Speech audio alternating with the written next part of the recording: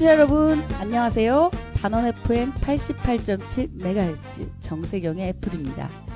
없는 사람이 살기는 겨울보다 여름이 낫다고 하지만 교도소의 우리는 없이 살기는 더하지만 차라리 겨울을 택합니다. 모로 누워 칼잠을 자야 하는 좁은 잠자리는 옆 사람을 단지 37도의 열 덩어리로 느끼게 합니다. 이것은 옆 사람의 체온으로 추위를 이겨가는 겨울철의 원시적 우정과는 극명한 대조를 이루는 형벌 중의 형벌입니다. 통역당 사건으로 무기징역을 선고받고 20년간 투옥됐던 고 신연복 선생의 여름징역살이라는 제목의 글입니다. 이 글을 쓴 때가 수감생활 17년째 되던 1985년이었으니 그때 감방 안의 여름은 겨울보다 힘겹다는 말이 과장은 아닐 겁니다. 저는 이 글을 읽으면서 여름 징역살이를 하고 있는 윤석열 씨가 생각났는데요. 사실 윤석열 씨는 여름 징역살이의 최대적인 동료 수감자가 없습니다. 보통 5-6명이 함께 쓰는 3평 남짓 한 방을 혼자 쓰고 있기 때문이죠. 신연복 선생은 20년간의 감옥 생활을 하면서 사색과 성찰에 많은 시간을 보냈는데요. 이 글의 말미에는 그러나 무엇보다도 우리 자신을 불행하게 하는 것은 우리가 미워하는 대상이 이성적으로 옳게 파악되지 못하고 말초 감각에 의하여 그릇되게 파악되고 있다는 것, 그리고 그것을 알면서도 증오의 감정과 대상을 바로잡지 못하고 있다는 자기 혐오에 있다고 말했습니다. 여름 감방 생활에서 윤석열 씨는 어떻게 하면 빠져나갈지를 궁리하기보다는 자신의 영구집권을 위해 전쟁까지 계획했던 과오를 반성하고 사색과 성찰하는 계기를 바란다면 우리의 욕심일까요? 첫 곡 거북이의 빙고 들으시면서 애플 출발합니다.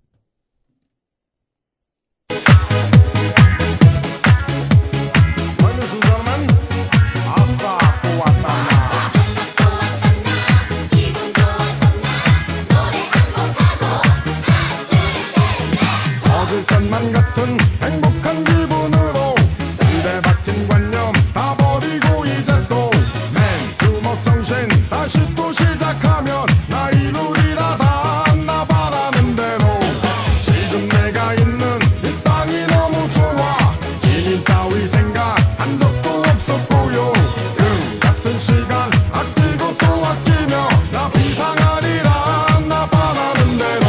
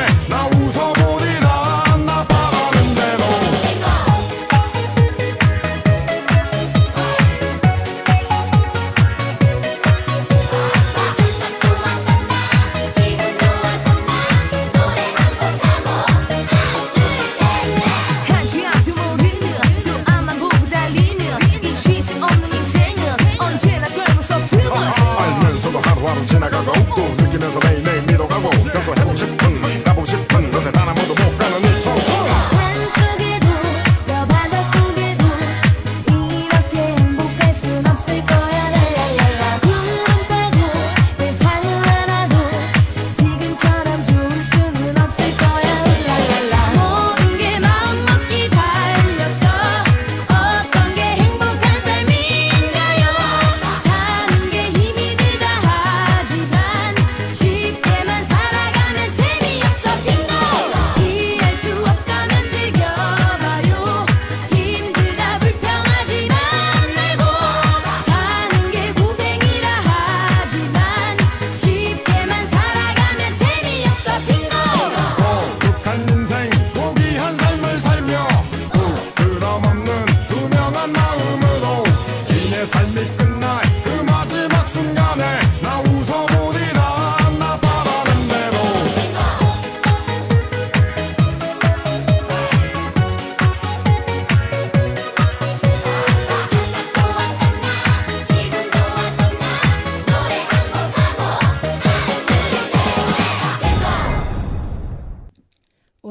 정세경의 애플은요. 일부에서는 아파트 베란다 미니 태양광 설치를 위해 분투하신 안산 시민을 모시고 안산시 미니 태양광 설치 무엇이 문제였는지 생생 사례를 들어보겠습니다. 또 2부에서는요. 얼마 전 관세 협상이 타결됐는데요. 관세 협상 내용을 깊숙이 들어가 보는 시간을 갖도록 하겠습니다. 첫 번째 1부 손님, 초대 손님 모시도록 하겠습니다. 안녕하세요. 안녕하세요. 반갑습니다. 네, 먼저 본인 소개를 해주시면요. 네, 안녕하세요. 저는 안산에 있는 송호중학교에서 학생들, 중학생 영어 가르치는 영어교사 김은경입니다. 반갑습니다. 반갑습니다. 네. 그러면 처음부터 본격적으로 이제 미니 태양광 설치하느라고 엄청 힘들었다고 제가 이제 페이스북에서도 보고 네. 서로 저하고 같이 아니었습니다. 통화도 많이 했죠. 네. 네, 그런데요. 예, 설치 분투기를 직접 생생한 목소리를 들어보겠습니다. 사실 이사를 하셨다며요. 네. 그래서 이사를 하시면서 미니 태양광을 설치를 해야겠다 이렇게 마음을 먹고 공고만을 기다렸다고 하시는데 얘기해 주시죠. 제가 사실은 이제 올해 4월 초에 원래 한 20년 살던 아파트에서 아파트를 정리하고 새로 롯데마트 옆에 있는 파크 프루지오라는 아파트로 이사를 하게 됐어요. 네. 이제 그 전에 살던 곳은 보네르 빌리지라는 곳인데 거기에서는 2018년에 그 미니 태양광을 설치해서 잘 쓰고 있었거든요. 근데 그때는 굉장히 그냥 간단했어요. 그 업체 안산시에서 공고를 올려서 안산시에서 선정한 업체가 2군데 있는데 그 2군데 중에 제가 기계 어느 회사 제품을 사용하는지 좀 보고 좀 이 회사께 좀 낫겠구나 싶은 곳에 업체하고 바로 컨택을 해서 신청을 하면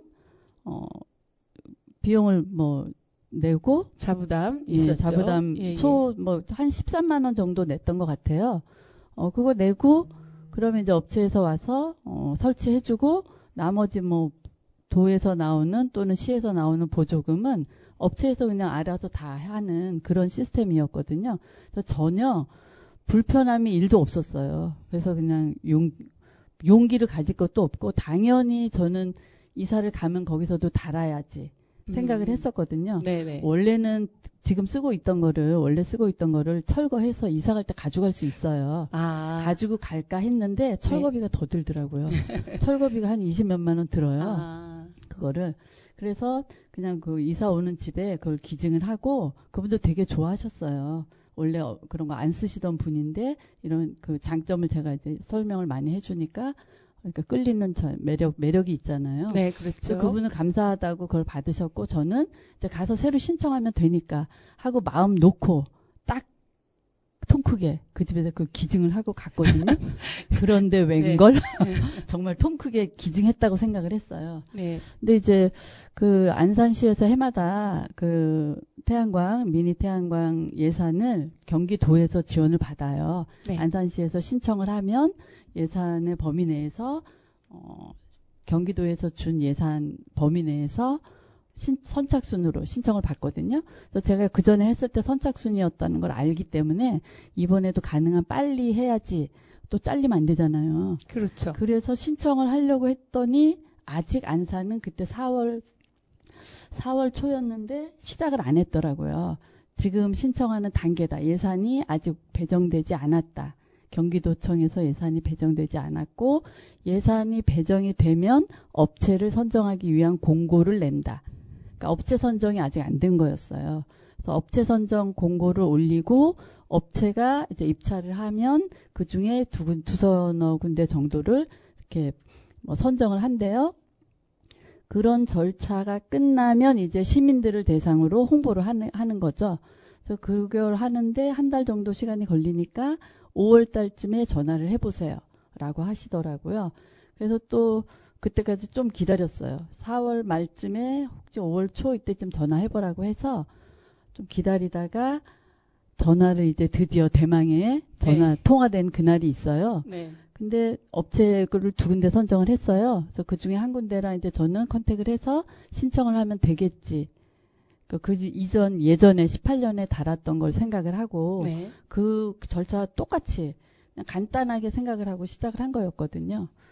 그래서 시작을 했는데 그게 전혀 간단하지 않은 사건이 돼버렸어요. 아, 그렇죠. 저도 2017년도에 미니 태양광 설치를 했는데 네. 관리소에 가서 직인 하나 찍으면 네. 바로 신청이 됐었거든요. 맞아요. 그러니까 예산이 소진되지 않은 상황에서는 그냥 해주는 거였었거든요. 그런데 선생님하고 통화하면서 저도 네.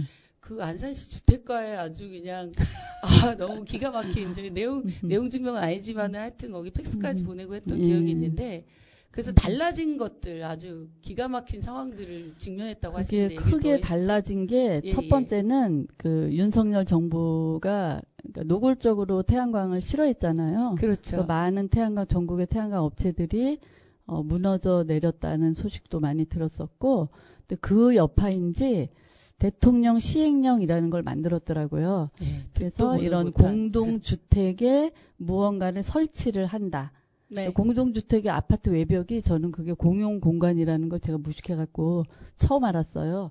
저희 집에 제가 자비를 들여서 태양광 패널을 베란다 밖에 그 난간에 거치를 하는 거잖아요. 그렇죠. 그런데 그 거치하는 것도 사실은 공용 부분에 다는 거기 때문에 그 공용 부분에 무언가 새로운 것을 설치를 할 때는 전체 입주민 그 같은 동 주민들의 2분의 1 이상의 동의를 받아야 된다. 그런 시행령 규정이 있어요. 그게 올해 2025년 4월 15일인가? 네. 4월 달에 개정된 시행령이더라고요. 바로 그 규정대로. 우리가 이제 설치하려고 하던 때 바로 그 시기였어요. 즈음 해서 예. 그 시행령이 발표됐다고. 예. 예. 그래서 그런 게 있는지 몰랐죠. 저희가 뭐 그런 당연하죠. 법을 예. 찾아보면서 사는 건 아니니까. 저희가 사실 법 없이 사는 사람이잖아요. 그렇죠. 그렇죠? 네. 그런데 그런 시행령이 있으니 이렇게 해야 된다라고 이제 그 안산시 주택가에 공무원하고 담당자하고 통화를 통해서 알게 됐고, 그때 첫 번째 알게 된 게 2분의 1 이상의 동의를 받아야 된다. 네. 근데 2분의 1이라고 하면 말이 2분의 1이지. 다 직장 다니고. 그렇죠. 집에 근데 없잖아요. 처음에 이제 저희 가구가 저희가 34층인데 34층이고 1, 2, 3, 4 라인이 있거든요. 네. 근데 처음에는 그 관리주체 동의서만 있으면 되는 줄 알고 관리사무소 갔더니 뭐 이런 동의를 받아야 한다고 저한테 이제 그걸 알려준 거였어요. 거기에서. 근데 1, 2, 3, 4 라인 중에 저희가 4호기 때문에 그럼 3, 4 라인의 동의만 받으면 되는 거냐 했더니 소장님도 네라고 대답을 하셨는데 그분도 사실 이런 경험이 처음이라 잘 모르셨던 거예요. 사실은. 네. 그래서 제가 2주 정도의 시간을 들여서 주말에 저희 집에 15층인데 15층에서 위로 한 번, 아래로 한 번, 예. 또 위로 한 번, 아래로 한 번 이런 식으로 가가호 다 방문을 했어요. 네. 근데 주말이니까 또 집에 안 계시고 네. 거의 뭐 한 절반도 못 되게 직접 만난 분들도 한 40여 가구 됐었고 첫 번째 만남에서. 근데 그중에 태양광이라는 것 자체를 모르시는 분이 대부분이었어요. 네. 전혀 모르시고, 그리고 또 어떤 분들은 관심을 보이시는 분들이 있어서 제가 홍보한 그 전단지. 홍보문, 전단지 그 사진을 찍기도 하시고 그런 분도 있었고 몇 분 있었고요. 근데 또 나머지 분들 중에는 그냥 이렇게 흔쾌히 설명을 좀 가구별로 제가 설명을 좀 많이 드렸어요. 태양광에 대해서 제가 그 전에 썼던 경험도 있고 또 이러이러한 장점이 있다 하는 걸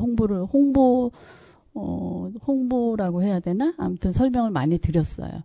그래서 쉽게 사인을 해주시는 분도 있었지만 한편으로는 그런 걸 왜 바깥에 보기 흉하게 이렇게 얘기하는 분들이 있어서 그런 분들도 꽤 있었어요. 안 해줬겠네요. 그런 분들은. 비교적 새 아파트인데 그런 걸 달아서 좀 위험하거나 아니면 좀 보기가 흉하지 않냐라는 반대의 의사를 분명하게 표시하는 분들도 있었고, 어쨌든 더 많은 분들은 집에 안 계셨어요. 그래서 제가 한 주에 같은 집을 3번 방문을 했어요. 고생 많이 하셨네요. 3번씩. 예. 그거를 한 주에 다 못하니까 그 다음 주에 또 하고. 예.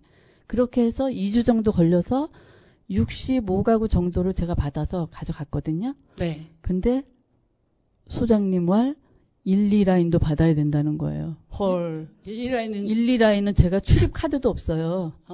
저희 3, 4라인이니까 출입카드 요즘 다 있잖아요. 네네. 그럼 출입카드는 3, 4라인인데 저는 1, 2라인은 들어가지도 못하는데 이게 무슨 말이냐 그랬더니 규정이 그렇다는 거예요. 그래서 규정이 네. 그놈의 시행령이 그래서 또 그때 되게 열이 받았지만 규정이 그렇다니 만일에 규정을 어겼을 경우에 민원이 들어오면 제가 할 말이 없잖아요. 그렇죠. 그래서 알았다.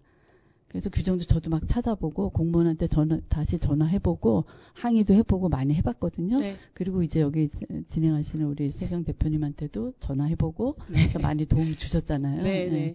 근데 어쨌든 다시 또 절반의 동의를 또 필요로 한 거예요. 그래서 그분들에게 또 다시 방문을 해서 또 받아내고. 예, 또 받아야죠. 절반을 또 받아야 되니까. 그렇게 해서 다음 주에 또 3주가 걸렸어요. 그 방문해서 사인을 받는 거예요. 진짜 그 미니 태양광 열사라고 저희들끼리 막 얘기를 정말 했는데 이러다가 진짜 계단 오르락내락 네. 다 계단으로 오르락내락 하잖아요. 그렇겠죠. 한 맨 계단 꼭다기 올라가고 층부터 내려와야 되니까. 계단 오르락내리다 이러다 쓰러지겠네. 네. 다행히 워낙 튼튼해서 네. 쓰러지지는 않았지만 처음부터 이제 홍보를 할 때 안산시나 구체적으로. 이런 예, 데서 예. 홍보할 때 구체적인 좀 서류나 이런 것들을 좀 갖추도록 홍보를 했으면 제가 좀 생각을 해보고 하지 말을까 하는 생각을 했을 수도 있을 것 같아요. 근데 네.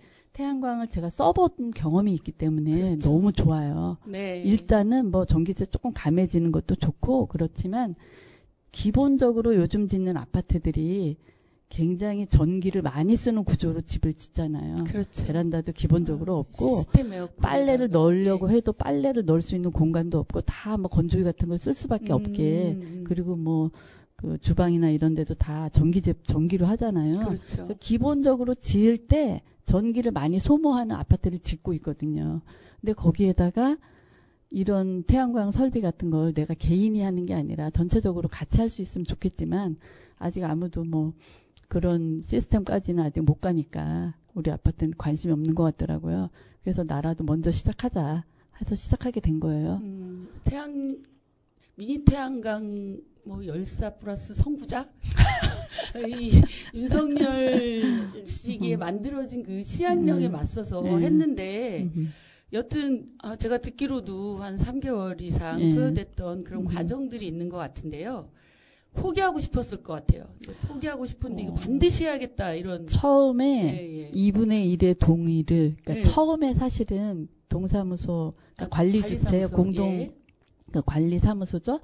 관리사무소의 동의서 그것만 있으면 된다고 생각했어요. 처음에는. 그렇죠. 원래 원래 그렇게 했었으니까. 홍보물에 그렇게 돼 있으니까. 근데 거기에서 첫 번째 좌절이 2분의 1 동의 받아오세요. 네. 근데 그거는 내가 받을 수 있을 것 같았어요. 네. 쉽게. 그게 시간이 좀 걸리기는 했지만 그렇게 어렵지 않았거든요. 네. 그래서 그걸 2분의 1 조금 한두 명 정도 더 되게 해가지고 가져갔더니 1, 2라인도 받아오세요. 그러면 전부 저희가 몇 세대죠? 몇 세대야 생각도 안 나요. 네, 30 몇 층이라고 그랬죠? 34층인데 1, 2, 그걸 3, 사로 4은. 해봐. 4, 46에다가 100. 그러니까 네, 그걸 언제 다 돌아다니느냐고. 그래서 예. 그때 정말 하지 말을까 하는 생각도 들었지만 너무 화가 나는 거예요. 네, 그 이게 반드시 뭐야. 해내겠다. 안산시는 도에서 또는 정부나 지자체에서 재원을 마련을 네. 해서 시민들에게 서비스를 태양광 발전을 제공해야죠. 하세요. 이걸 예, 많이 예. 사용하세요. 하고 돈은 마련을 했는데 실제로는 규정을 너무 엄격하게 해서 아무도 도전을 못하게 그냥 쉽게 예전처럼 쉽게 할 수 있으면 누구나 할 수 있잖아요. 그리고 선착순의 의미도 있지. 근데 지금은 선착순의 의미가 없어요. 아직도 예산이 아마 남아돌 거예요. 네. 제가 듣기로는 한 뭐 6천만 원인가? 7,800에서 6천이 남았으면은 1,800만 원만 네. 썼다는 건데 이게 그렇게 12월 예산을 많이 말까지인데. 받아놨는데 신청을 해놓고 그렇죠. 아무도 신청 못할 구조로 만들어 놓은 거죠. 근데 이게 그러니까 올해 4월 달에 개정된 시행령의 원인이기도 하지만 그러니까 다른 지역은 제가 이것 때문에 여러 군데 막 전화해보고 많이 통화 많이 해봤거든요. 네네. 근데 그 업체에서도 하는 말이 안산하고 화성만 네. 그 시행령대로 하고 있다. 그래서 제가 이상한 게 대통령 시행령이면 전국이 통일적으로 다 해야 되는 거 아니에요? 그렇죠. 근데 그러면 전국에 할 사람이 한 12명밖에 없을 수도 있어요. 맞아요. 돈이 남아 돌죠. 네네. 근데 어쨌든 다른 지자체는 예전 방식대로 하고 있어요. 주민 동의 그렇게 까다롭게 하지 않고 주민 동의는 일단 받았다고 쳐요. 뭐 시간이 걸릴 뿐이지만 사람들을 설득하고 해서 받았어요. 그런데 그 다음에 더 웃기는 일이 있어요. 아, 더 웃긴 일. 더 웃기는 일은 네. 이 미니 태양광 패널을 우리 집에 다는 행위를 내가 하니 이런 행위를 태양광 패널을 다는 행위를 허가해 주십시오라고 행위 허가 신청서라는 것을 네. 안산시청 주택가에 내야 되는 거예요. 그래서 이거 듣도 보도 못한 처음 듣는 얘기고 행위 허가를 사모님이 하시는 거잖아요. 그러니까 사모님이 직접 신청서를 작성을 하며 이 신청서를 내면 주택가에서 심사를 해서 하자가 있나 없나, 뭐 부족한 게 있나 없나를 또 이게 심의를 하겠죠. 그렇게 해서 더 필요한 게 있으면 더 서류를 요구할 수 있다는 거예요. 그 순간 그게 앞이 깜깜하고 정말 속에서 이거- 천불이 났죠. 그래서 제가 예. 이거는 그럼 하지 말라는 얘기네요. 그랬어요. 예산은 받아놓고 결국 시민들이 이렇게 힘들게 혼자 힘으로 다 해야 되는 거잖아요. 그럼 결국 하지 말라는 얘기랑 같은 거네요. 그런데 그 공무원 그분을 제가 뭐 뒷담을 하고 싶진 않지만 사실 뒷담일 수도 있는 그분이 너무 힘들어하시고 정말 안산시의 공무원이 다 그렇진 않겠지만 그분이 너무 시민들이 어떤 어려움을 겪고 있는지에 대한 공감이 1도 안 느껴지는 그 말투. 그냥 대기 알아서 하세요. 뭐 신청하시는 분이 알아서 하시는 거죠. 저희는 그냥 규정대로 합니다. 규정대로 하는 거는 맞아요. 근데 정말 힘드시겠어요. 그렇지만 어떡합니까? 규정이 이러니 저희도 사실 예산을 많이 받았는데 힘듭니다. 뭐 이런 식의 멘트라도 조금이라도 있었으면 제가 위로가 됐을 텐데 네. 저는 그냥 규정대로 하는 거고요. 제가 예산도 물어봤어요. 어느 정도 신청하고 어느 정도 소모가 되고 있는지, 소요가 됐는지. 그랬더니 그것은 저희과 일이 아닙니다. 진짜 너무 하시더라고요. 그래가지고, 네네. 하여튼 이 얘기하면 끝이 없는 것 같은데. 끝이 그래서 지금 다루셨어요. 박수! 달았습니다. 네, 박수를 드디어. 쳐드리고 있습니다. 드디어. 지난주에 달아서 예. 지금 2주 쓰고 있습니다. 3개월 만에 분투를 통해서 네. 다루셨고, 네. 그러니까 지금 어떻게 보면 말씀하신 것 중에서 시행정에 바라는 네. 거, 네. 이런 얘기가 다 나온 것 같아요. 그쵸? 그래서, 그럼에도 이제 아까 여기 이제, 우리 청취자분들이 아실 게, 안산과 화성시만 이 미니 태양광 다는 데 있어서 이렇게 까다롭게 군다고 하고 있거든요. 네. 이거는 저희가 안산 시민으로서 주권자인 우리 안산 시민으로서 계속 문제 제기를 해야 되고 사실 지금 어쨌든 감옥에 있잖아요. 시행령을 선포한 그 양반이 있으니까 그분한테 어쨌든 물리라고 할 수는 없고 그러니까 시에 바라는 점 네, 간단하게 네. 말씀하시고 또 다른 네. 질문 넘어가면 네. 좋을 것 같아요. 일단 그 대통령 시행령이라는 제 상위 법이잖아요. 상위 규정이 있으니 규정을 지킬 수밖에 없다. 이게 네. 안산시의 입장이거든요. 네네. 그런데 전국에서 물론 전국을 제가 조사해 본 건 아니지만 이것을 하고 있는 업체의 말을 들어보면 네. 다른 지역은 이미 다 시작해서 설치 다 끝나가고 이러고 있는데 우리가 안산이 이렇게 늦어진 이유는 안산시에서 지금 까다롭게 하고 있기 때문이다. 네. 이게 지금 경기도에서는 안산과 화성 두 군데가 그렇다. 네네. 라는 얘기를 제가 들었기 때문에 네. 이거는 팩트인 거죠. 네, 그래서 그렇죠. 팩트인데 시행령을 어기라고 말할 수는 없으니 네. 시행령을 바꾸는 게 낫겠다. 그래서 사실은 예전에 대통령 선거전 할 때요. 네. 선거 유세하러 이렇게 이 당 저 당 많이 다녔잖아요. 근데 저희 집 앞에도 민주당이 후보 연설하러 왔었어요. 근데 본인이 직접 온 건 아니고 이제 지지 연설 이런 걸 하더라고요. 제가 그 밤에 거기 가려고 했어요. 만일에 이재명 후보가 직접 왔으면 마이크 잡고 이거 좀 고쳐주십시오. 대통령 후보님 앞으로 대통령 되시면 대통령 시행령으로 이렇게 되어 있으니 이거 바꿔주십시오. 원래대로. 이 미니 태양광을 설치하는 것의 취지가 쉽고 간편하게 시민들이 친환경 접근할 수 활동, 있도록. 예, 친환경을 생활화할 수 있는 그런 도구로 삼는 거잖아요. 네. 근데 이렇게 어렵게 해놓으면 친환경 생활을 하고 싶은데 좋은 취지를 갖고 시작을 하려고 했으나 주저앉게 만드는 정말 불필요한 네, 그런 과정들이 너무 많이 있어요. 네. 예, 그것들을 좀 완화시켜줄 필요가 있다. 완화시켜주고 진짜 예산이 예, 제대로 쓰일 수 있도록 네. 시민들이 접근 가능하게 쓰일 수 있도록 예. 해줬으면 좋겠다라고 말씀하시면서 이제 이 얘기를 들으셨는데요. 청취자 여러분들 이 얘기를 들으시면 아이고 내가 미니 태양광 설치를 했다가 이제 설치를 포기해야 되나 이런 생각을 하실 수 있는데 그럼에도 불구하고 좀 더 간편하게 할 수 있는 부분들이 업체에서도 만들어지고 있다 이런 거를 느낄 수 있었어요. 행리허가 네. 신청서를 업체가 이제 대행해 준다고 하더라고요. 네. 그래서 저도 이제 2017년에 했지만 네. 저도 이제 1, 2, 3, 4호까지 지금 다 2분의 1을 받은 상태거든요. 네. 그래서 다시 도전하면서 우리의 분투기를 네. 또 널리 알리면서 아직 많은 돈이 남았는데 많은 안산 시민들이 쓸 수 있도록 그리고 네. 행정이 간소화될 수 있도록 또 으쌰으쌰 해봐야 될 것 같아요. 그런데 선생님 오늘 선생님하고 더 많은 얘기를 나눠야 되는데 미니 태양광으로 저희가 많은 시간을 소진했기 때문에 네. 선생님 올해 8월 31일이 정년이고 네. 또 벌써 그렇게 됐어요. 예, 선생님이랑 나누고 싶은 얘기를 8월 두 번째 주 방송에 특집은 아니고 정규 방송으로 한번 인터뷰 응해도 될까요? 노노노. 아, 청취자 여러분께 약속 드린 저의 것으로. 이 졸린 목소리를 또. 아니에요. 그때 사실 질문들이 있었는데 우리가 이렇게 태양광 네. 얘기가 이렇게 무궁무진하게 많이 사실 소진됐지. 태양광 관련해서는 할 얘기가 진짜 많죠. 네. 그래서 네. 저희가 1시간이에요, 애플이에서. 네. 선생님 이거 태양광으로만 마무리하고 그다음에 8월에 정년퇴임을 앞두고 선생님과 자리를 마련하겠습니다. 청취자분들께 약속해 주셔야 돼요.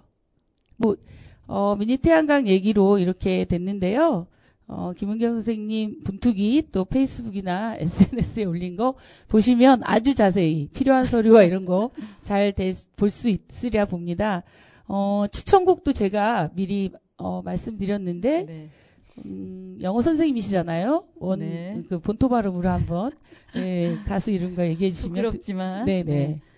영국의 애니 레녹스라는 여가수 제가 되게 좋아하는 가수거든요. 네. 그분이 부른 Sweet Dreams. 네, Sweet Dreams. 이 노래가 예. 사실 제가 설명 하나 붙이자면 지난번 그 예술대상인가 어딘가 백상예술대상? 백상이었나요? 예. 그 진영 씨가 아주 근사한 허연 드레스를 입고 이 노래를 불러서 아이들도 다 알고 있더라고요. 근데 저는 수업 들어가서 이 노래를 아이들에게 제가 소개시켜주곤 해서 아이들이 제가 가르치는 아이들은 이게 저희 최애 노래라는 걸 알아요. 제가 기분이 좀 안 좋아 보인다 하면 이 노래 막 틀어요. 와, 멋진 선생님이셨을 것 같습니다. 선생님이 추천한 노래 Sweet Dreams 들으시면서 1부 마치도록 하겠습니다. 감사합니다. 출연해주셔서 감사합니다. 다다음 주에 또 뵙겠습니다. 네.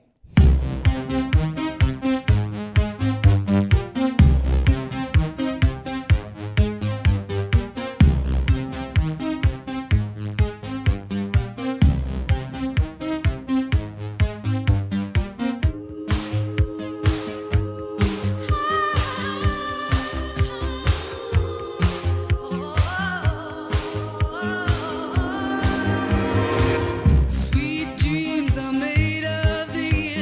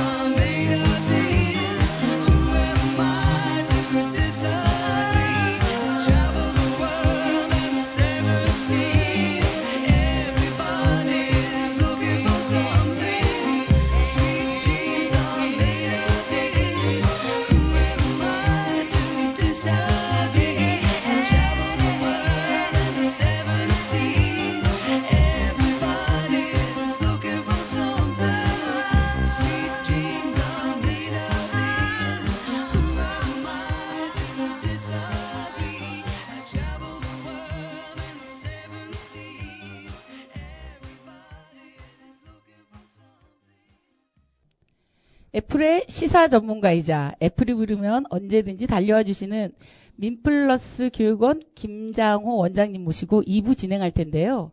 오늘은 얼마 전 이제 체결이라고 그러죠. 체결이 되었던 관세 협상 내용과 향후 전망에 대해서 우리 애플 청취자분들과 함께 들어보는 시간 갖도록 하겠습니다.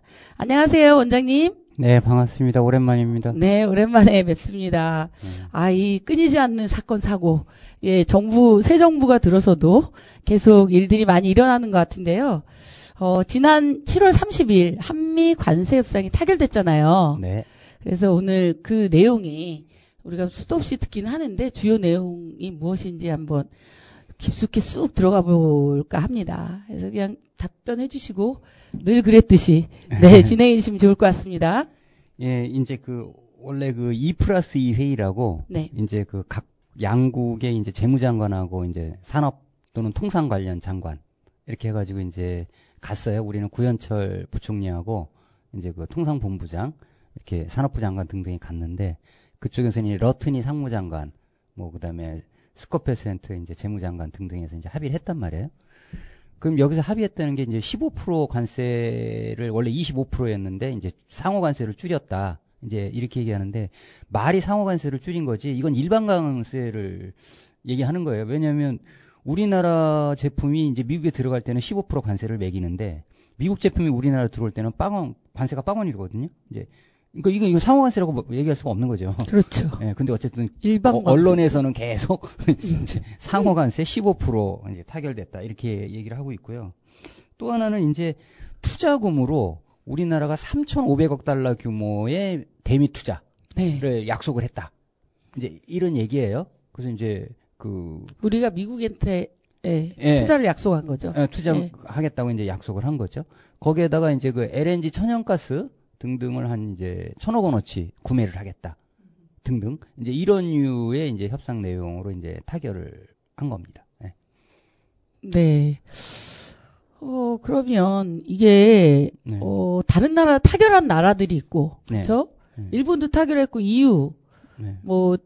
등과 해서 그런 걸 타결한 나라들과 비교를 했을 때 네. 이게 한미 관세 협상 내용을 좀 어떻게 평가할 수 있나요?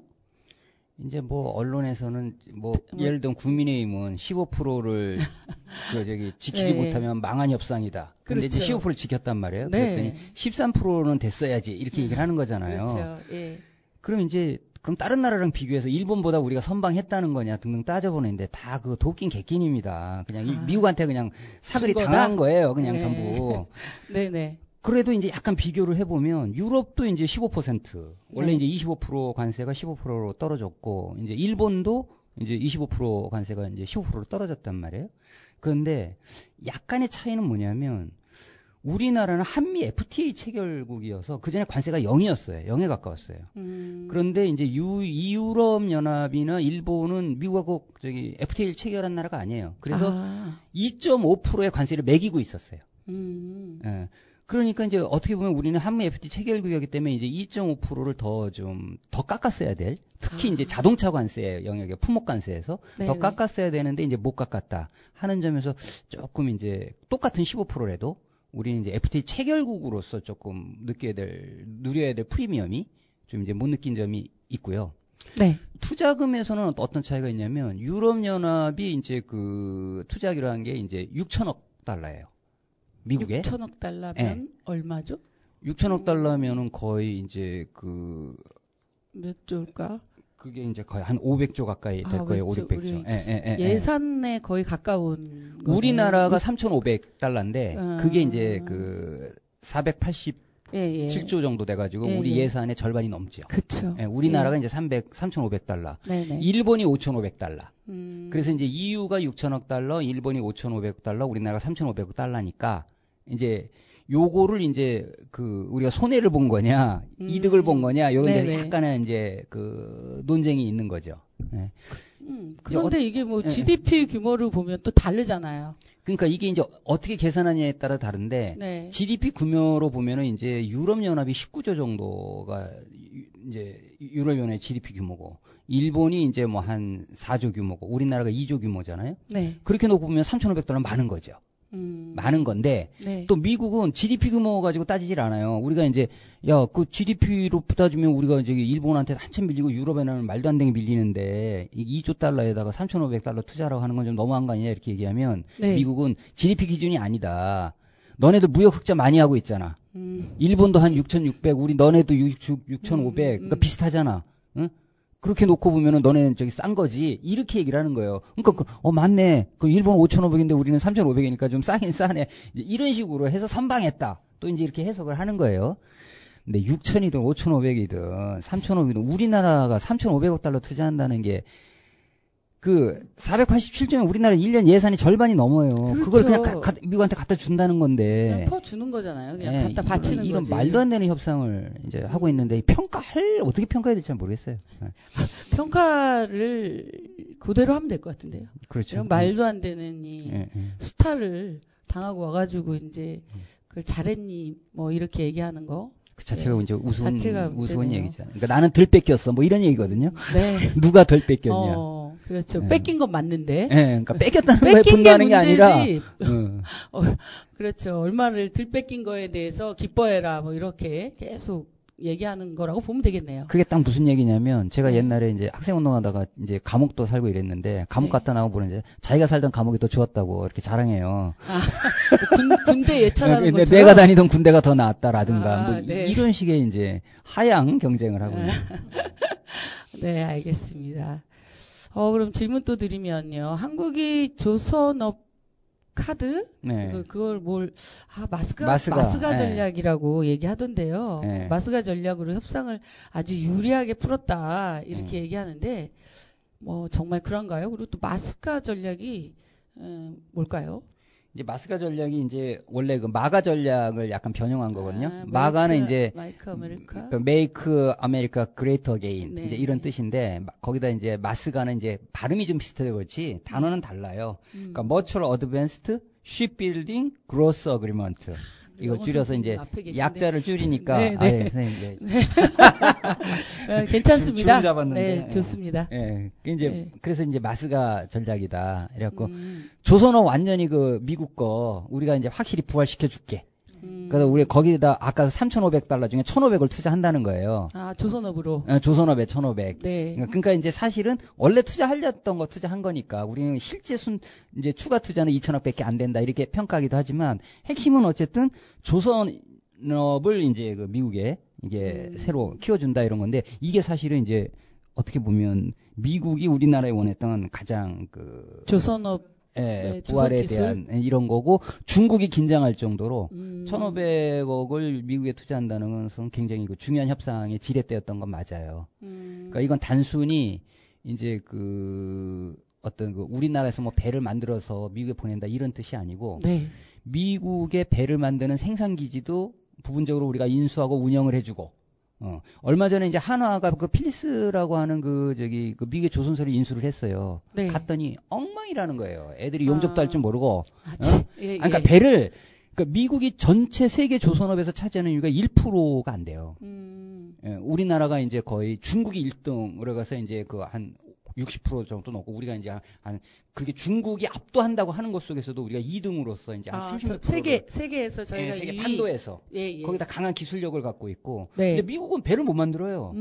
그 이제 그거를 이제 살려주는 데서 우리가 거기서 투자도 하고 네. 용접이나 이런 것도 기술도 가르치고 거기에 인재도 양성하고 하는 모든 것을 이제 풀 프로그램으로 싹 가져가서 너네 아주 완전히 막 새로 이제 리스트럭처링 해줄게. 완전 부활시켜줄게. 네. 이제 이렇게 약속을 한 거죠.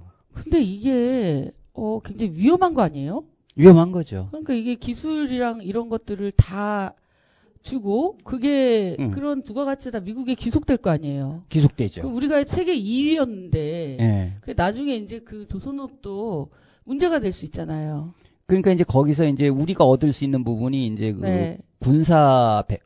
이제 해군 그런 이제 군사력과 관련된 해군 함정에 관한 이제 기술을 우리가 습득할 수 있지 않느냐 이제 이렇게 얘기를 하는데 관건은 뭐냐면 우리나라에서 생산해서 미국에 배를 보내는 게 아니거든요. 왜냐하면 미국의 법에 의하면 외국 배는 미국의 뉴욕항에서 캘리포니아로 갈 수가 없어요. 캘리포니아항으로.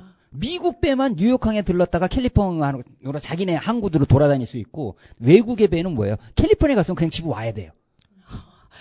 그게 이제 미국의 존스법이라고 이렇고, 그 다음에 미국의 또 그 군함과 관련된 법은 어떻게 돼 있냐면, 군함과 관련된 건조 수리는 무조건 미국 내의 조선소에서 해야 돼요.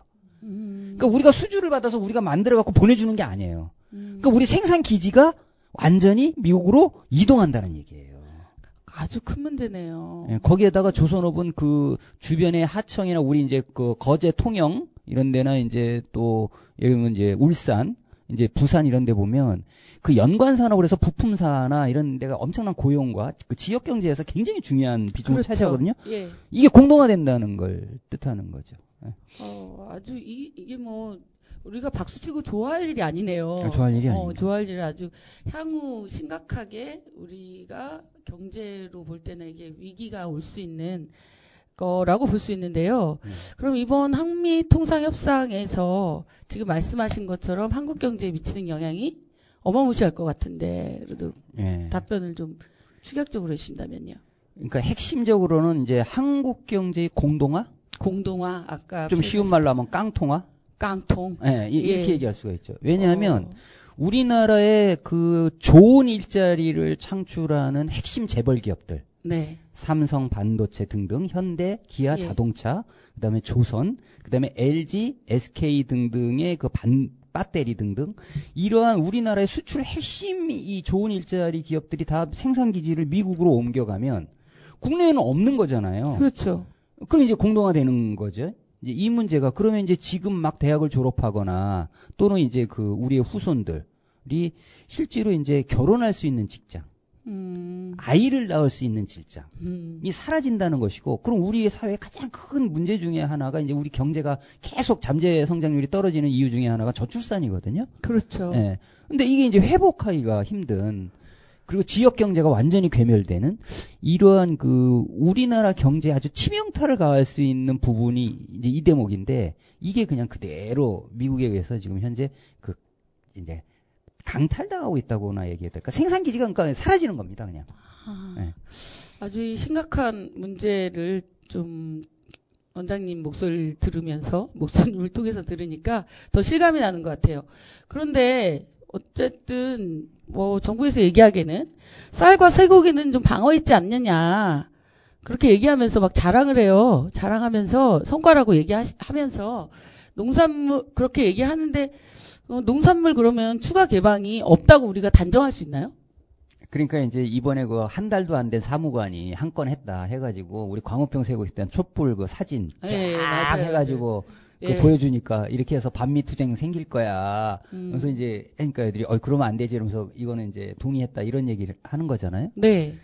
그런데 미국이 한국에 요구하는 그 이 농축산물 개방은 굉장히 집요하고 이후에도 이거 트럼프가 다른 데도 이제 다 타결이 했는데 이게 끝난 게 아니에요. 모든 게. 이제 시작인가요, 그러면? 그렇죠. 이제 시작이죠. 트럼프는 자고 나면 말을 또 다 뒤집잖아요. 그렇죠. 네. 그래서 이게 이제 1차적 타결에 불과하고 농축산물 개방에서 물론 이제 쌀 개방에나 이제 그 30개월 이상의 쇠고기 이제 요거는 요거 안 할 수도 있어요. 그럼 막았다고 쳐요. 그런데 뭘 또 요구하냐? 검역 완화를 요구해요. 그럼 예를 들어서 우리 시민들이 이제 그 블루베리? 이제 네, 이제 마트에 맞아요. 가서 사잖아요. 예. 그건 이제 오리건 주권만 들어와요. 왜냐면 그거는 이제 검역이 까다롭고 절차를 다 거치고 훈증까지 해갖고 들어오거든요. 근데 캘리포니아 이런 데도 이제 우리나라에 수출하고 싶다. 이러면서 검역을 완화해달라는 거예요. 이 요구는 버리지 않고 있어요. 그래서 이제 농축산물 분야에서도 앞으로 지속적으로 거기다 LMO, GMO 식품들 이런 거를 계속 투자해서 농업과 식량주권, 특히 우리 소비자들의 건강 이런 거 관련돼서 상당히 위험 요소들이 아직도 남아 있습니다. 네, 경계해야 됩니다. 이제 지금 어쨌든 간세 협상은 출발이라고 생각하고 이후에 긴장하고 예, 잘 해야 된다 이런 말씀하신 것 같고요.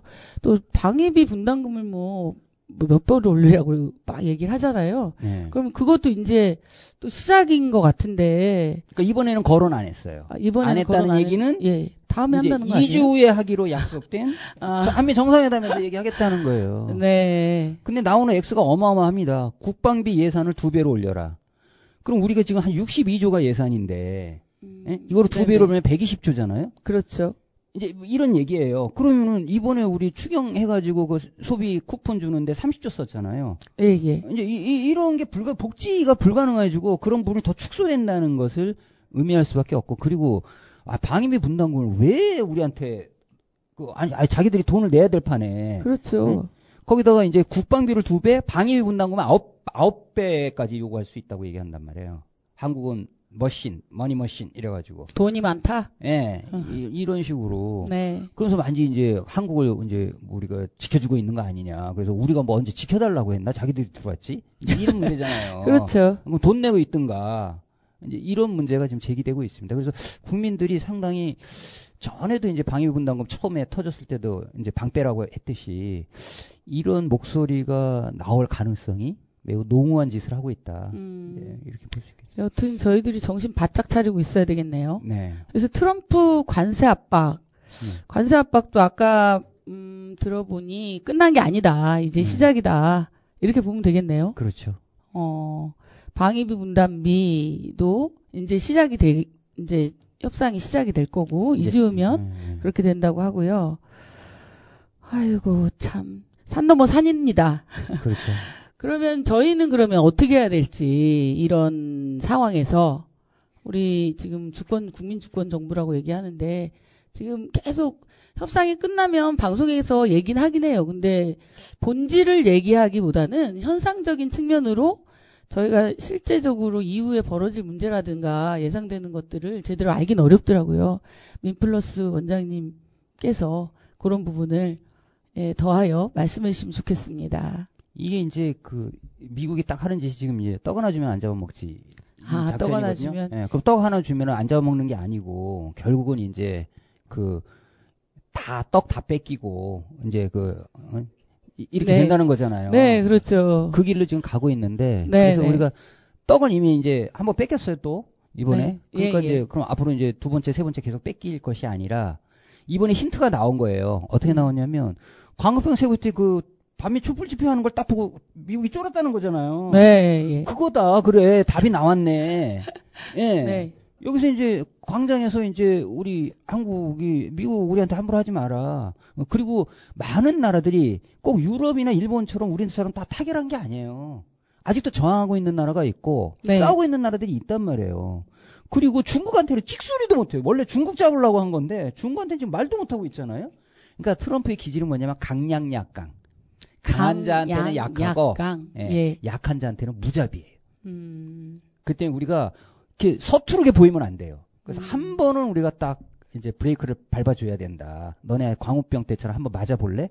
이렇게 한번 보여줄 필요가 있겠다. 이런 생각이 들어요. 광우병 때처럼 한번 볼래? 라고 하는 한 번의 브레이크. 그게 지금 이 시기 아닌가요? 지금 이 시기죠. 지금 아주 그냥, 네. 지금 이 시기인 것 같습니다. 아까 적절한 표현 같은데요. 떡 하나 주면 안 잡아먹지. 나중에 다 잡아먹히고 결국 다 죽잖아요. 그렇죠. 예. 그러니까 지금 하여튼 떡 하나 주면 안 잡아먹지 해서 우리가 떡을 줬죠?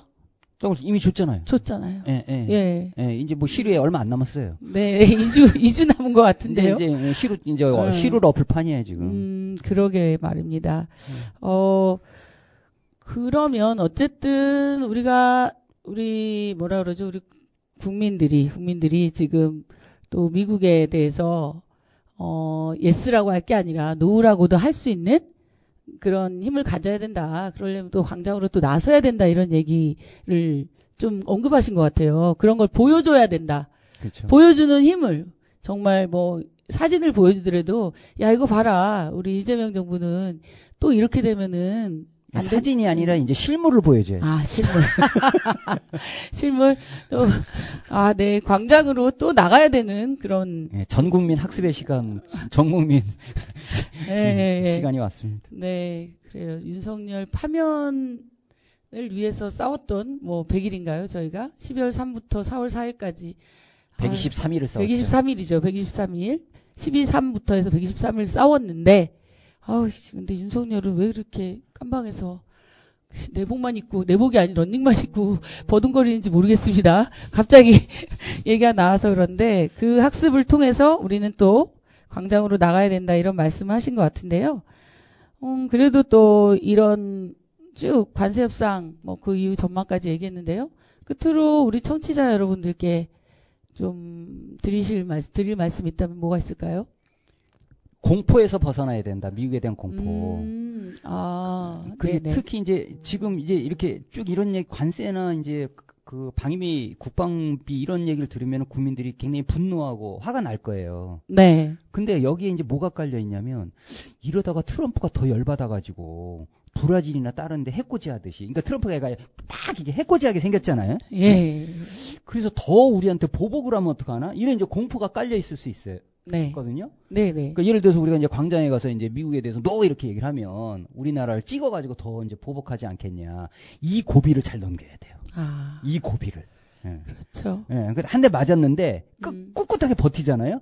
그러면은 꼬리를 내리는 게 트럼프다. 예. 트럼프 스타일. 트럼프 스타일. 그걸 알고 네. 그러면서 꾹 참고 이제 어려운 고비를 한 2번 넘잖아요. 네. 2번 넘게 되면 미국은 절대로 이 대한민국의 위상이 있기 때문에 대한민국에서 반미 목소리가 나는 걸 미국이 엄청나게 공포스러워해요. 오히려 거꾸로. 미국의 공포를 조장해야지 우리가 공포를 느낄 필요가 없다. 그래서 앞으로 공포에 대해서 우리가 면역력이 생기고 극복해 나가면 우리는 당당한 이 주권국가, 자주국가로서의 국민으로 살 수 있는 길이 반드시 열릴 것이다. 라는 당부의 말씀을 한 번 더 드리겠습니다. 네. 중요한 말씀을 해주신 것 같아요. 우리가 공포심을 안보라는 이름으로 미국에 대해서 공포를 갖고 있잖아요. 이러다가 심기를 건드려가지고 트럼프가 또 어디로 튈지 모르니까 그런 거 아니냐 이런 걱정을 하시는데 이 고비를 잘 넘기고 못 들은 척하고 맞서고 또 저희가 또 당당하게 주권국가로서 할 말하고 그런 게 또 필요하다. 아주 중요한 말씀을 끝으로 해주신 것 같습니다. 2주 안에 이제 또 한미 정상회담에서 저희 국민들이 또 나아갈 방향 그리고 또 협상단이 또 나아갈 방향에서 가장 중요한 대목인 것 같습니다. 오늘 청취자 여러분 2부에서 관세 협상과 그 이후 전망에 대해서 좀 자세히 들어보았는데요. 좀 쉬운 언어였던 것 같죠? 쉬운 단어였던 것 같죠? 공포에 벗어나는 또 그 세상을 또 저희가 만들어야 될 목인 것 같습니다. 김정은 원장님이 추천하실 노래? 가로수 그늘 아래. 이문세의 가로수 그늘 아래 서면. 우리 미국의 그늘에서 벗어나는 그날을, 그날이 빨리 오기를 바라면서요. 시원한 가로수 그늘 생각하며, 네, 박사님, 원장님, 다음 기회에 또 모시도록 하겠습니다. 네, 나와주셔서 감사합니다. 네, 감사합니다. 2주 안에 한미 정상회담이 열리고요. 또 동시에 8월 한미 합동 군사훈련도 예고돼 있는데요. 이번 기회를 동맹 수탈의 악순환 구조를 끊어내는 계기로 삼고 군사동맹을 핑계로 수탈에 침묵하던 한미 관계가 끝내기를 바라봅니다. 국민 주권 시대를 표방한 이재명 정부는 주권자 국민만 굳게 믿으세요. 그리고 당당하게 자주의 새 시대를 선포해도 될 만한 힘이 우리에게 있다는 것을 잊지 말아주시기 바랍니다. 국민만 믿고 당당히 자주를 외치기를 바라며 정세경의 애플 마칩니다. 다시 만날 때까지 우리 같이 외쳐요. 여러분 안녕 같이 해요. 다시 만날 때까지 여러분 안녕.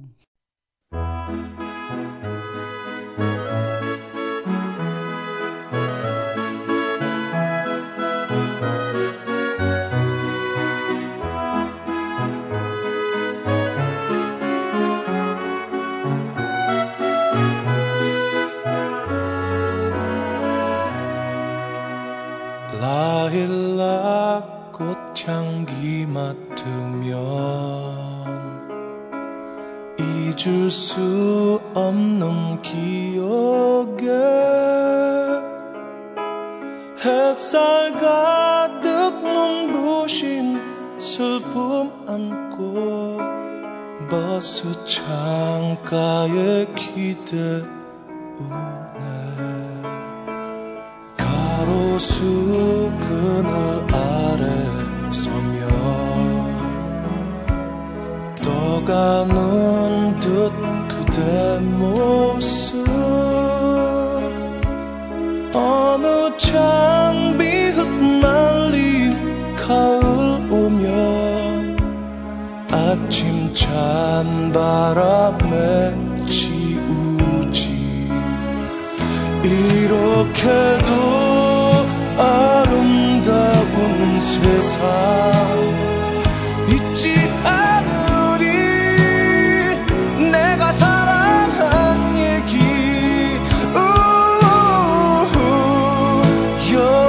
여위어가는 가로수 그늘 밑 그 향기 나는데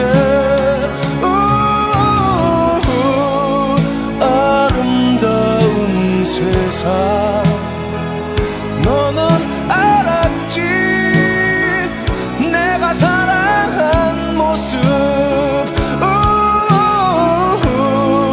저 별이 지는 가로수 하늘 밑 그 향기 나는데